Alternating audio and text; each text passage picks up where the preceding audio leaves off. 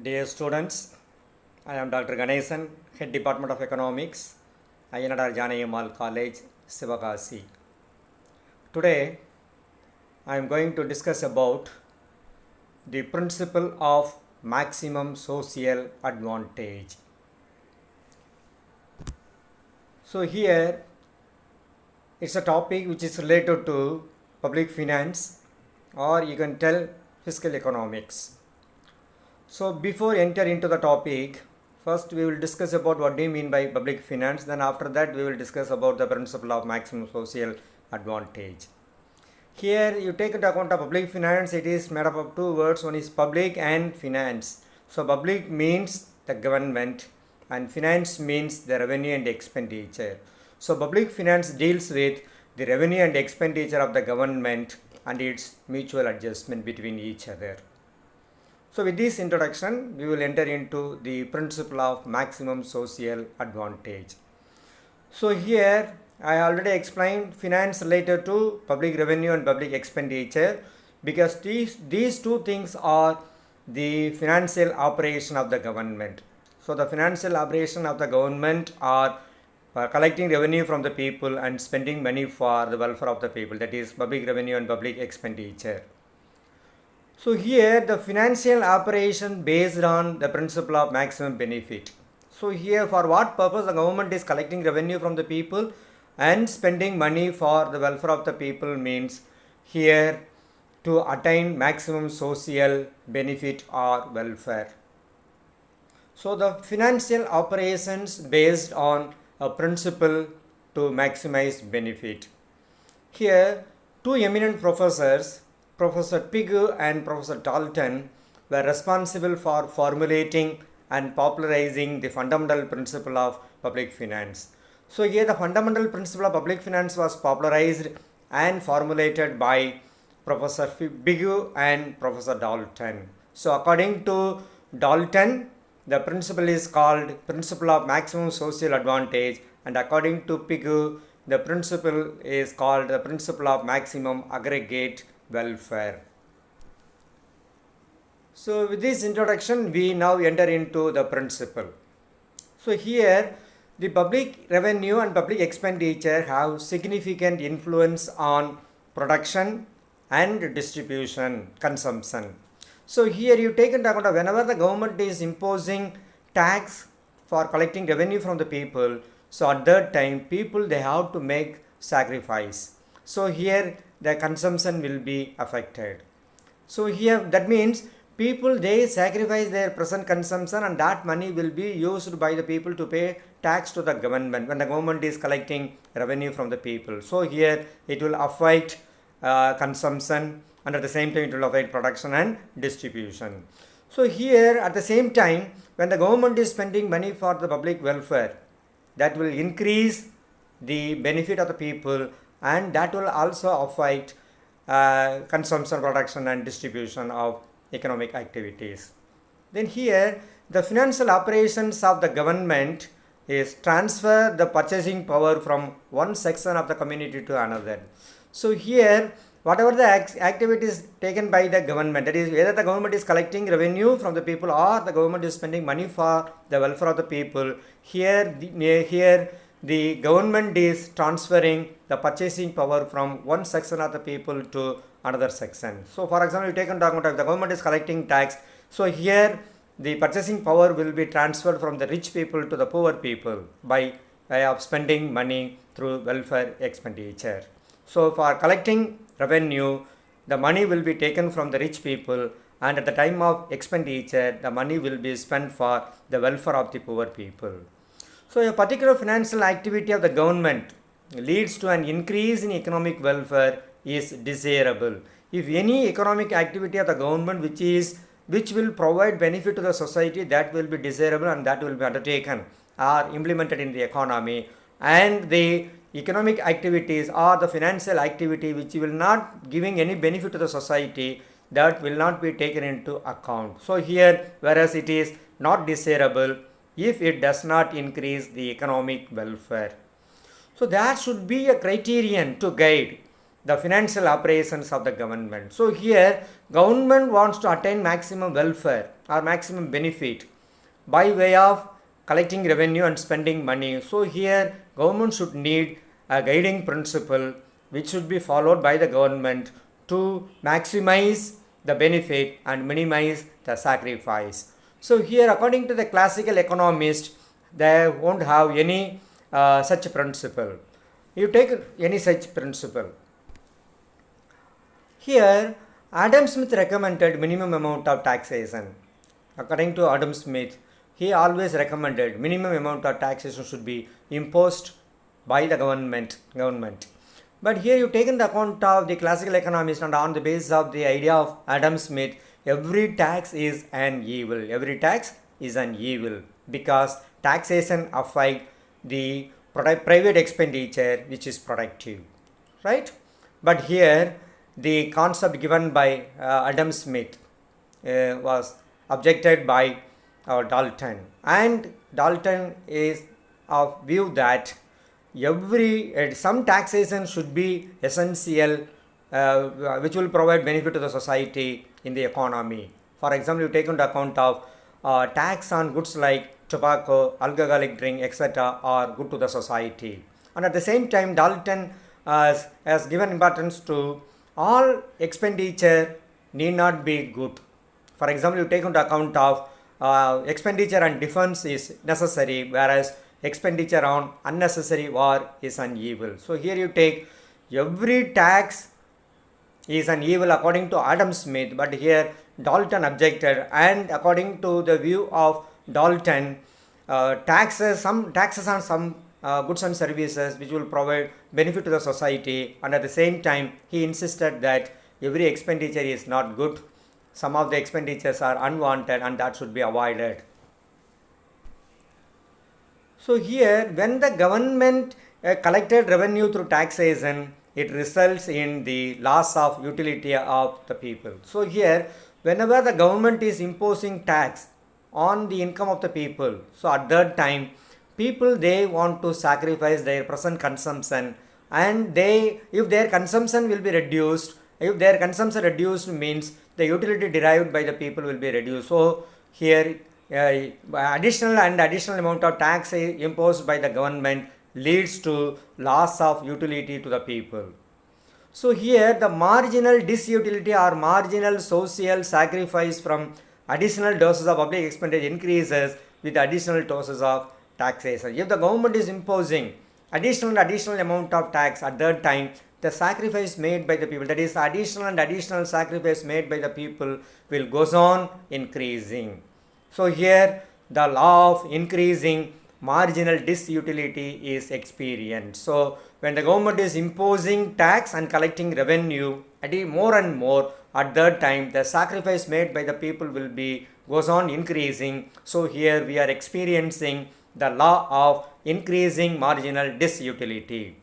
Similarly, when the government spends money, some utility or benefit is created. At the time of spending money through public expenditure, people will get some benefit or utility.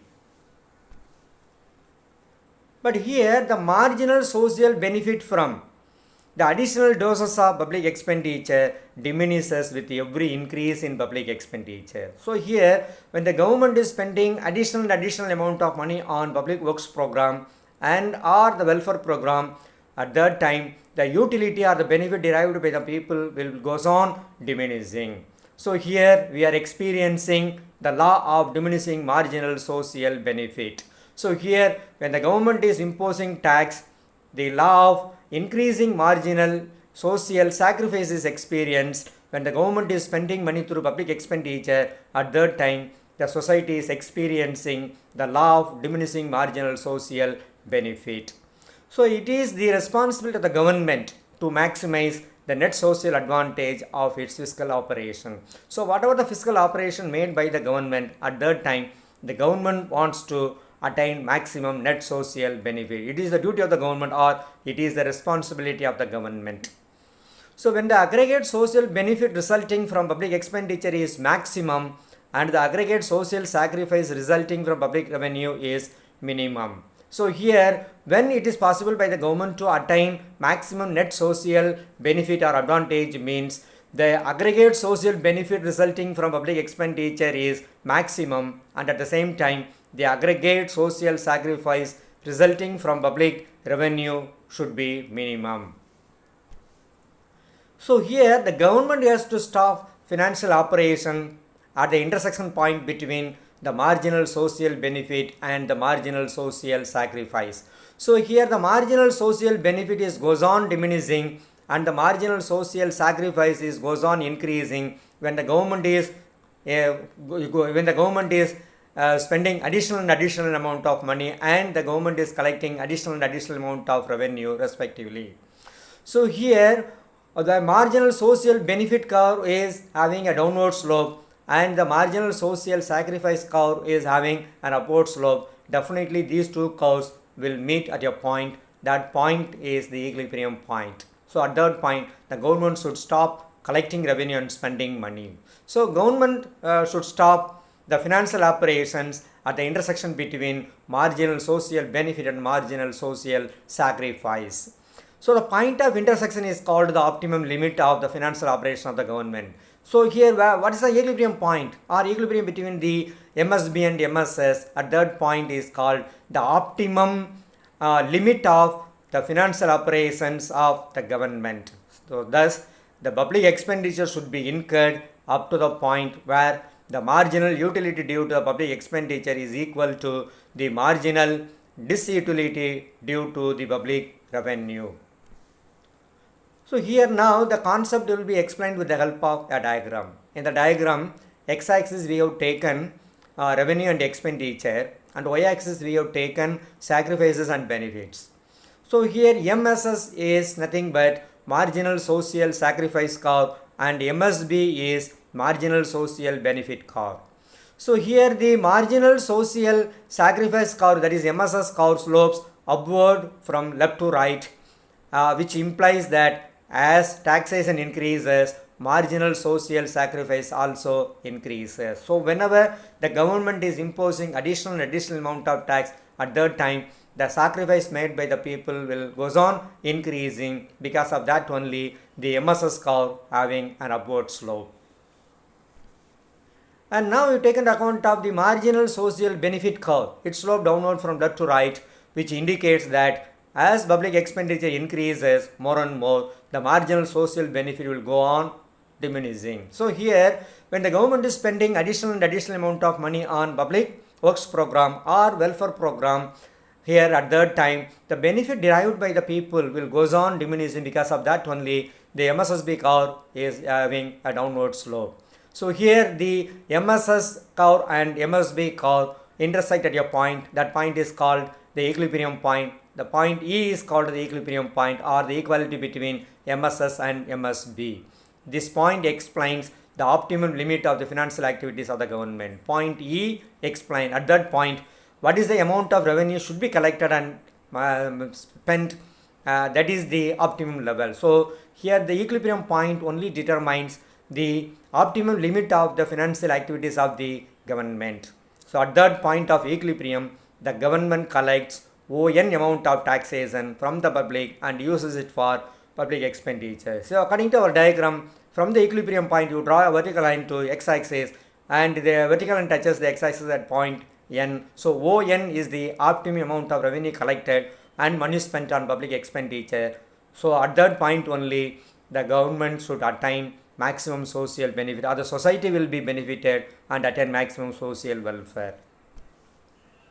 So here suppose if the government collects and spent ON amount of revenue, the marginal social benefit is N1E1 is higher than the marginal social sacrifice N1E2. So here if the government is collecting and spending N1 amount of revenue, so at that time the marginal social benefit is higher than the marginal social sacrifice. So it means the benefit is greater than the sacrifice. So government can tax more and spend more for the public welfare until ON reaches. Because whenever people are getting benefit, at that time people they won't have any problem to pay tax to the government. And if at the time of getting benefit by the people, if the government is imposing tax, So people won't feel any burden. People are ready to pay tax to the government because the benefit derived by the people is greater than the sacrifice made.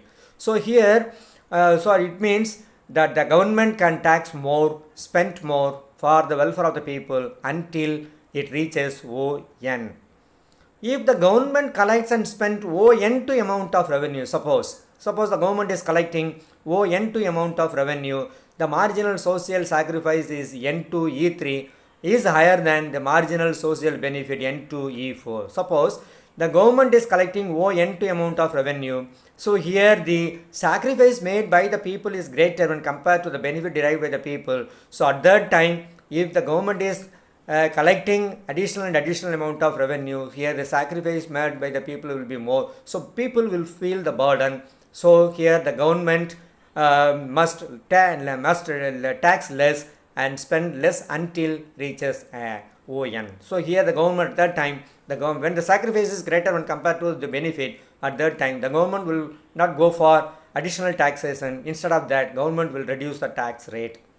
Hence, the maximum social advantage is achieved only when MSS is equal to MSB.